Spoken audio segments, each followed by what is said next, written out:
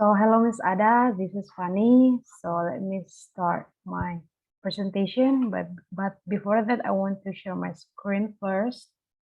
So wait a minute. Okay, I hope you can see my screen right now.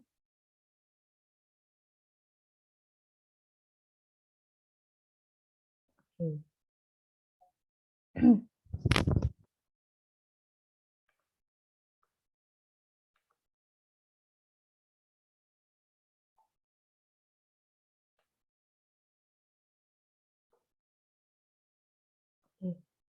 So I will be talking about research ethics. So there are many research ethics in conducting study research. I will be talking later on, but first I want to state that research ethics is a short respect actions of researchers to his or her respondents who are having a role or some roles for her study or his for her or his study research needs. So the researchers should take responsibility and protect the human right of participants. Moreover, who are a little bit sensitive participant, we should take note that as a researchers, we should protect them. We should take responsibility of their human right. We also take note that as a researcher, our research should not risk their life and protect their human rights. I will be talking about some terminologies in research ethics. So the first one is autonomy. Before we conduct a research, we should know and we should have the agreement from them to participate in our study. So they also have a freedom if they want to do a research or they want to participate in our research or not. If they want, it is good for us as a researcher. If they don't want, it is also their right to choose. So it is about autonomy. The second is beneficence. Beneficence is when researchers try maximizing benefits. Benefits can be abstract or concrete. The abstract may be through our research, they can reflect themselves about, let's say, speaking anxiety. They can reflect to themselves through our research questions. The concrete one could be like, give some presents or some gifts for them. For them. Second one is non-maleficence. As a researcher also, we need to minimize unexpected things that might risk our respondents or participants. So we have to make a privacy of our respondents because it might break his school or job maybe someday, that it should be avoided. Second one, the next one, justice. The fairness in research procedures for the participant. Researchers don't have a privilege to make them feel uncomfortable, unfair, or offended. They might, for example, they might perform bad in class, then researchers seems just like show up their inabilities in front of the class, in front of their friends. And as a researcher, we cannot do that.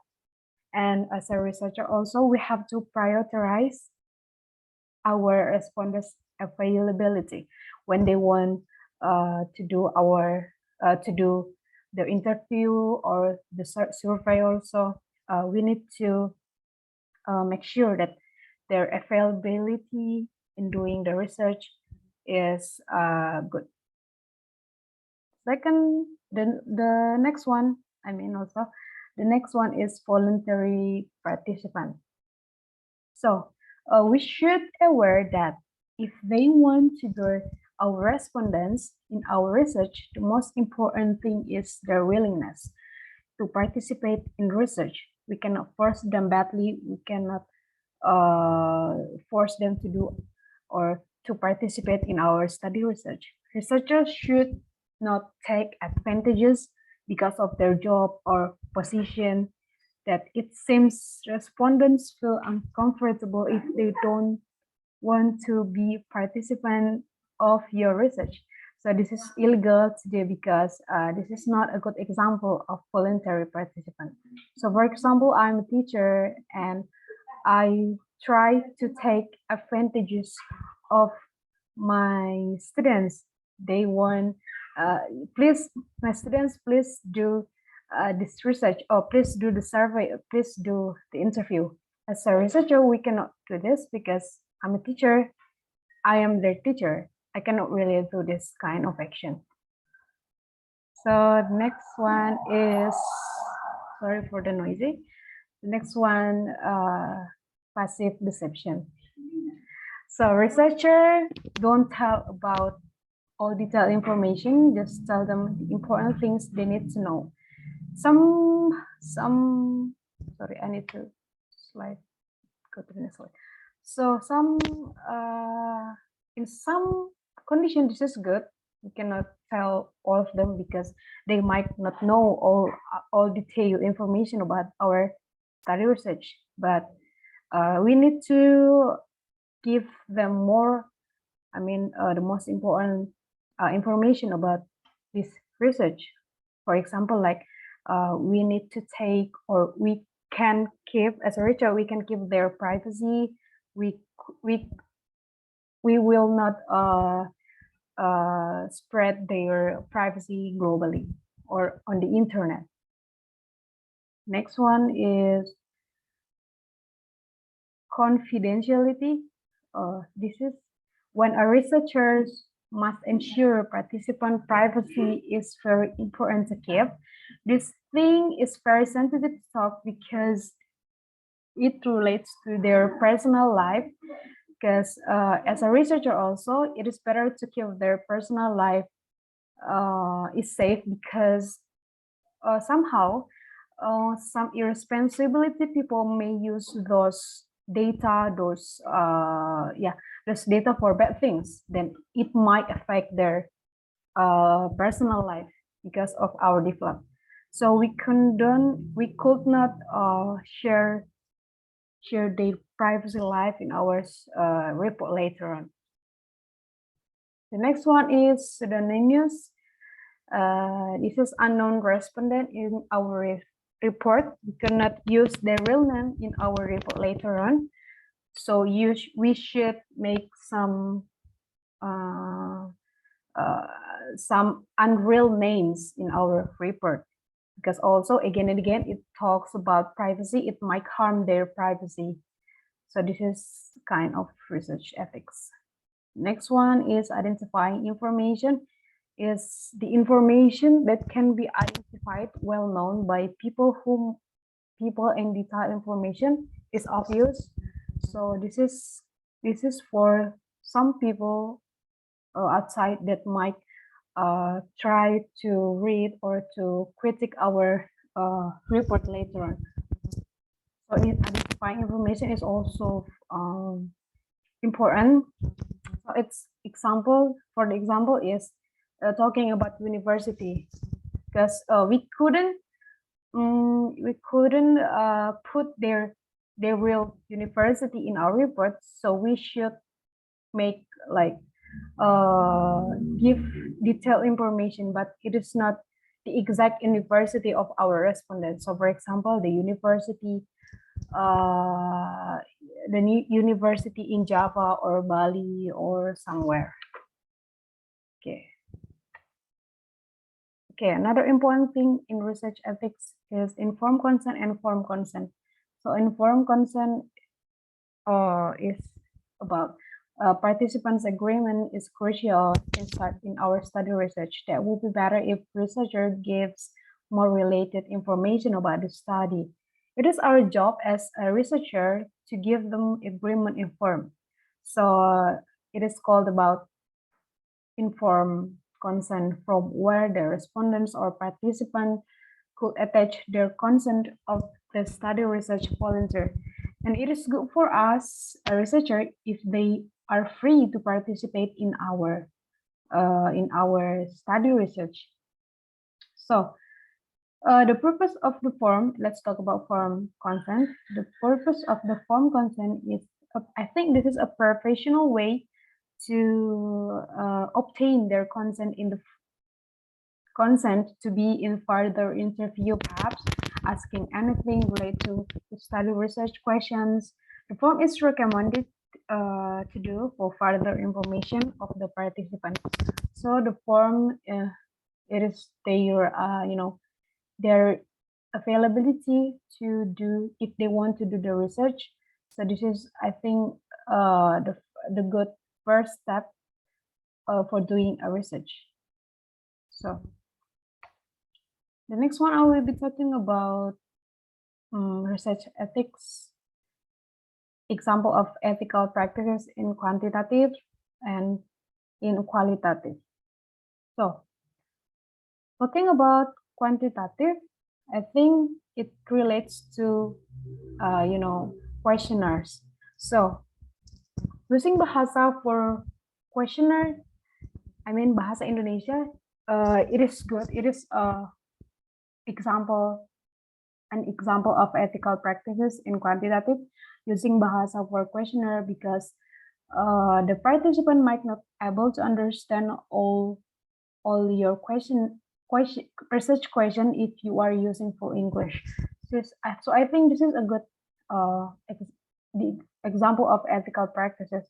If you use full English, they might not, some of them might not able to understand. Some of them might not, couldn't understand the content of your research question. So using bahasa, I think this is a good example of ethical practice in quantitative. The next one is the estimation in doing the questionnaire should be reasonable and not taking their time too much, because it may harm their mentality. So let's say, for example, your questionnaires take around 30 minutes or an hour. I think it is not a good ethical practices in quantitative. The good one is we should make the estimation is good and not like harm their mentality, because they might feel fragile. The next one is the questions should get the exact points without pleonastic information. So we couldn't give some abstract, research question through our questionnaire, because I think it is not affordable for them to do a questionnaire. The next one is example of ethical practices qualitative research. So because talking about qualitative, it relates to interview. In doing interview, we cannot really ask them badly and talking about their private life the second one, the duration of doing interview should be appropriate. The third one, we should manage our time based on their availability if they want to volunteer as interviewee. So if they want to do the interview, we should manage our time based on them. Yeah. The next one is talking about unethical practices that should be avoided. So as a researcher, we shouldn't share their own name in report later on. It is so dangerous because for their privacy someday, because now everything is sophisticated. The data on internet is spreading faster, and it is our job to make their privacy, to make their names, their data as a secret. Next one is harm their life physically or mentality.